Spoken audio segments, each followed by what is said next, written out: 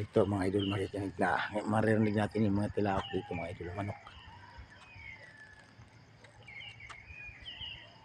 Dito. Nakawala kasi yung kanilang pangati. Dito.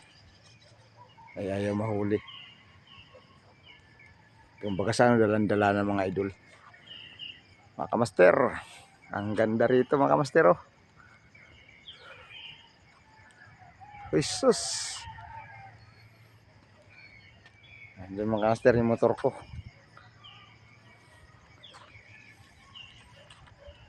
Hindi pa nakikita yung motor ko mga kamaster kasi madilim pa.